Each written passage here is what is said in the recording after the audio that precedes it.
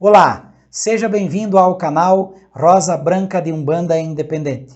Meu nome é Rogério Carlos Golembieski, sou sacerdote da religião de Umbanda. E aqui nesse canal divulgo a doutrina do segmento de Umbanda Independente, assim como a praticamos no Centro Espírita de Umbanda Ogum Sete Espadas e na Associação Rosa Branca de Umbanda Independente, ambos situados na cidade de Xaxim, estado de Santa Catarina, Brasil. Mas afinal, mediunidade sempre existiu ou em determinado momento ela passou a fazer parte da vida do ser humano? O que é mediunidade? Qual é a origem desse fenômeno? Qual é o papel da mediunidade na nossa vida? Será que a mediunidade é um fenômeno que influencia somente algumas pessoas ou influenciou todo o desenvolvimento da humanidade? Como a mediunidade passou a fazer parte das religiões? Será que a mediunidade é algo religioso ou será que a mediunidade colaborou para a formação da estrutura de muitas religiões? Esses assuntos e muitos outros serão tratados aqui nesta série, que nós desenvolvemos de uma maneira muito simples e humilde, no intuito de colaborar com o desenvolvimento da religião de Umbanda e com o desenvolvimento da mediunidade em outros segmentos religiosos que poderão, através desses vídeos, encontrar resposta para questionamentos que, por sua vez, podem colaborar para um desenvolvimento harmonioso e pacífico da faculdade mediúnica. Sendo assim, eu convido você a me acompanhar nessa série. Mas afinal, qual é a história da mediunidade? Os caboclos trazem as folhas da Jurema e os pretos velhos trazem a muda Eles vêm trabalhar na lei de Umbanda, tem licença de Aruanda pra salvar quem tem. O que é mediunidade? Para compreendermos esse fenômeno, temos que nos ater àquilo que foi documentado. E em se tratando de mediunidade, a doutrina mais consolidada que se tem conhecimento é a doutrina dos espíritos codificada por Allan Kardec. Quando eu falo de doutrina dos espíritos, eu não falo de kardecismo, mas sim a codificação kardeciana, que por sua vez teve pesquisas que tiveram um cunho científico com o qual se consolidou o Pentateuco, as 5 obras que falam desse fenômeno. É importante salientar que Allan Kardec desenvolveu seus estudos de forma científica e não religiosa. A doutrina dos espíritos não é uma religião, e sim uma doutrina sistemática e muito organizada. A codificação de Allan Kardec documentou fatos através de experiências que levaram o homem, que levaram a nossa sociedade a compreender de forma muito evoluída aquilo que acontece no plano físico e no plano espiritual. Falando nisso, surge a questão: mediunidade é algo religioso? Mediunidade é algo espiritual? Ou mediunidade é algo físico?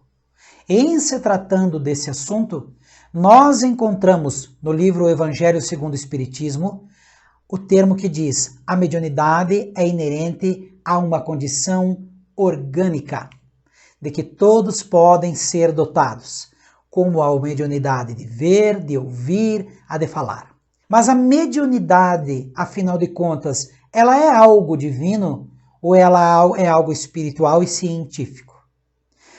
Se a mediunidade fosse algo divino, considerando a natureza de Deus, do Criador, como uma natureza amorosa, diríamos que toda manifestação mediúnica seria uma manifestação de uma moral superior. E isso não é verdade. Mediunidade é inerente a todas as criaturas humanas.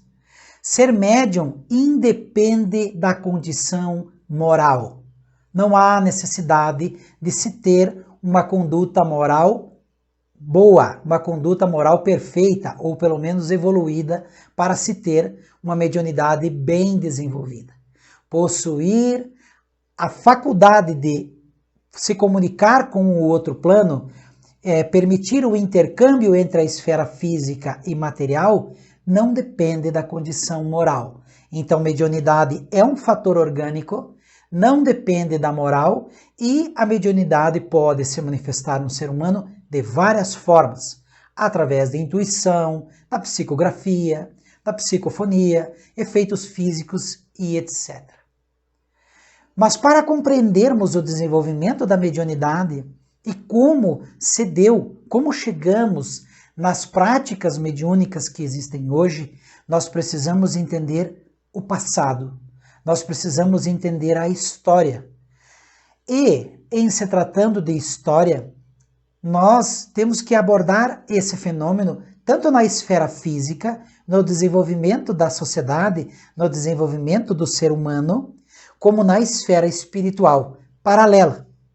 Para tal, vamos usar como base os escritos de Chico Xavier através de André Luiz, na qual, em obras como A Evolução em Dois Mundos, Libertação e outras obras que serão colocadas aqui nas referências bibliográficas, tratam de como aconteceu, de como se deu o desenvolvimento mediúnico nas duas esferas, andando junto no nosso estudo de forma paralela, à medida que se desenvolvia no corpo físico e à medida que se desenvolvia no plano espiritual.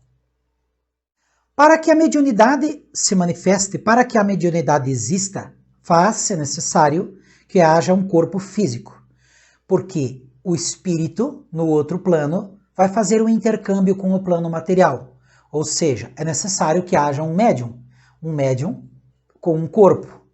Mesmo os fenômenos de materialização ou de batidas em objetos sólidos dependem da presença de um espírito desencarnado como um espírito encarnado. Então temos no mesmo momento, no mesmo instante, dois espíritos fazendo uso de um organismo. Como falamos anteriormente, mediunidade é um fator orgânico, depende de um organismo. O espírito desencarnado age sobre o médium do plano físico, fazendo uso de uma ferramenta, a sua mente, o seu pensamento. Os espíritos encarnados também interferem no plano espiritual, também fazendo uso do seu pensamento. Podemos dizer que o universo é a manifestação do pensamento de Deus. Mas como nós podemos concluir que Deus existe? Como nós podemos concluir que essa afirmação é verdadeira? Quando pensamos em Deus, Olorum, Zambi, Alá, o Criador, aquele que fez com que tudo existisse, aquele que fez toda a sua obra. Quando questionamos, quando pensamos a respeito da existência desse Criador, nos perguntamos como podemos provar. Bom, o Criador é aquele que fez tudo o que nós conseguimos perceber. E através da sua obra é que nós podemos perceber e tomar consciência da sua existência. Quando nós olhamos para as obras da natureza, observamos a harmonia que a tudo mantém de forma perfeita. Tudo o que é criado ultrapassa a inteligência humana. O ser humano se diz inteligente, se torna inteligente. O conceito que nós temos de inteligência é quando alguém adquire e acumula muito conhecimento. Nessa linha de raciocínio, pensamos assim: se existe em nós inteligência, na medida que acumulamos conhecimento, então acumulamos conhecimento sobre algo. E tudo aquilo que aprendemos, tudo aquilo que desenvolvemos na nossa inteligência já existe. Então, se nós somos inteligentes porque passamos a compreender tudo o que existe, o universo, suas leis e a natureza, o que dizer daquele do ponto de partida do surgimento de todas essas coisas, as quais deciframos, aprendemos e nos tornamos inteligentes? Se existe uma harmonia que integra de um grão de areia até os mundos que fazem parte, que povoam todo o universo, Quanto mais dizer do plano espiritual. Sendo assim, à medida que nos desenvolvemos, à medida que evoluímos, tanto no entendimento do microcosmo como no entendimento do macrocosmo, percebemos que existem leis perfeitas, harmônicas entre si, que mantêm tudo no seu devido lugar. Compreendemos à medida que estudamos matemática, física, à medida que estudamos geometria, por exemplo, percebemos que toda a criação segue um padrão de inteligência. Esse padrão de inteligência é superior à capacidade de inteligência do ser humano. Então, se nós somos os seres mais evoluídos da criação, o que dizer da origem de tudo aquilo que nós estudamos, de toda a nossa vida e da nossa existência? Se a criação tem linhas inteligentes, por certo há de haver uma mente inteligente, um ser inteligente que a criou. A esta fonte da vida, a este ser, a esta potência, chamamos de Deus.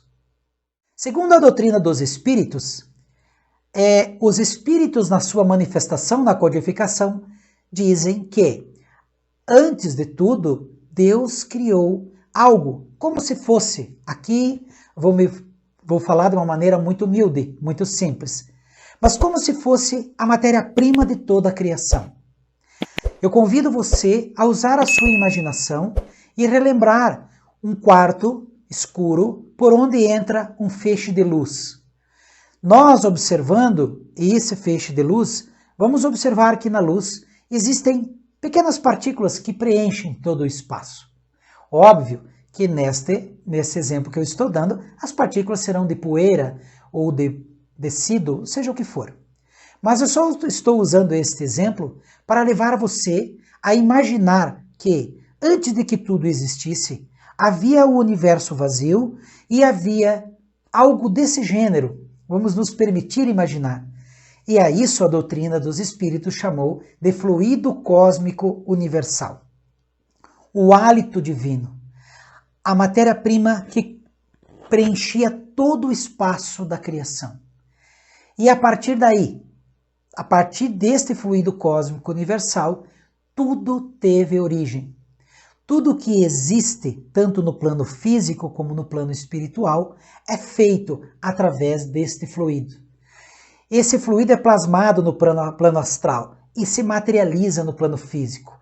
É o fluido que permita que haja uma ligação entre o plano físico e o plano espiritual.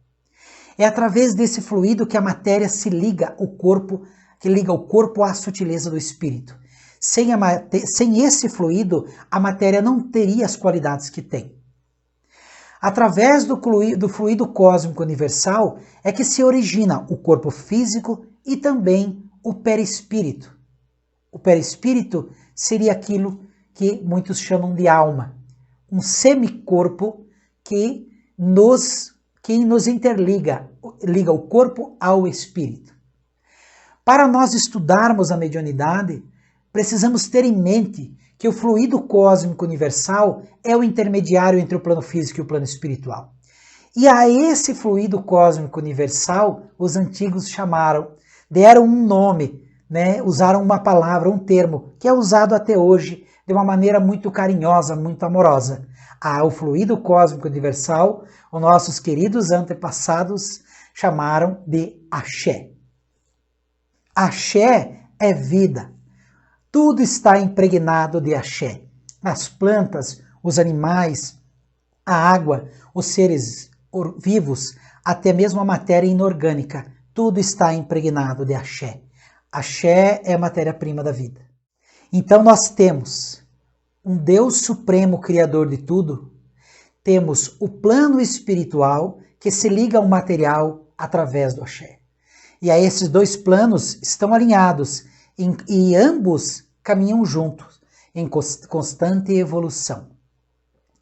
A evolução é uma das leis imutáveis da criação. O Criador, em sua soberana sabedoria, fez essa lei para que tudo evoluísse. Tudo está em constante evolução. Desde o surgimento do mundo, desde o surgimento da humanidade, nós estamos em constante evolução. A sociedade está evoluindo. Por exemplo, se olharmos para a nossa sociedade, para os costumes, é fácil perceber o quanto a lei de evolução nos impulsiona para o nosso desenvolvimento. Há um tempo atrás, a civilização humana, facilmente uma tribo invadia outra para conquistar, e isso era uma glória. Hoje, no entanto, a guerra já é vista como um ato bárbaro. Usar armas, hábitos como fumar, dirigir embriagado, maltratar animais, tudo isso há pouco menos de um século era normal.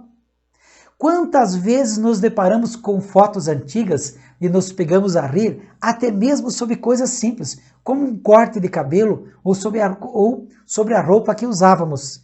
E olhamos e falamos, olha como era. Não deixa de ser belo, mas no entanto, no mundo de hoje, nós estamos vivendo um outro momento. Eu vou deixar aqui, mostrar para você uma foto. Nessa foto podemos ver que o senhor está fumando durante um voo num avião, o que hoje não tem mais cabimento. Então a lei de evolução, ela está presente em tudo, até mesmo no nosso corpo, até mesmo no universo, que está em constante expansão. Dizer que não estamos sob a influência da lei de evolução é o mesmo que dizer que aceitaríamos viver sem energia elétrica, por exemplo, ou sem telefone. Não é mesmo? Ou até mesmo sem óculos, como eu estou usando agora, para melhorar a minha visão. Isso é fruto da evolução humana. A nossa forma de pensar, as ciências, as religiões, as profissões e a sociedade caminham na direção da evolução de forma constante. A lei de evolução é inabalável. Estamos no mesmo mundo, um mundo que se renova o tempo todo e evolui ao longo dos séculos. Nós também somos elementos de transformação e, como disse o pensador espírita Leon Denis, na planta a inteligência dormita, no animal a inteligência sonha, só no homem acorda, conhece-se, possui-se e torna-se consciente. Nós somos espíritos, nós somos os seres inteligentes da criação. E os seres inteligentes da criação, os espíritos, povoam todo o universo. Então nós temos o princípio de tudo em Deus, o Criador, a inteligência soberana que demonstra sua existência através dos traços inteligentes de toda a criação. Nós temos a criação com base no fluido cósmico universal, no axé, o elemento base através do qual Deus criou tudo o que existe. Podemos dizer que toda a criação que observamos, que percebemos, é a manifestação do pensamento e do desejo de Deus. Falando da nossa história, falando de axé, falando do poder do pensamento, de através do pensamento criar coisas novas, afinal, quando que a nossa história começou no mundo? Será que nós somos espíritos vivendo uma experiência física? Ou será que somos homens vivendo uma experiência universal? E a mediunidade, como que ela se encaixa nessa história? Para compreendermos esse processo, o início desse processo, o início da nossa história, temos que compreender primeiramente um fator importante na evolução espiritual e humana. Temos que compreender um fenômeno que ocorreu chamado de automatismo. Você sabe o que foi o automatismo? E você sabe como esse fator influenciou o desenvolvimento físico, mental e espiritual? Você sabe como esse fator pré-estabeleceu condições para o surgimento da mediunidade? Isso é o que eu convido você a ver comigo no nosso próximo vídeo. Até lá, eu desejo a todos o meu fraterno Saravá. Bom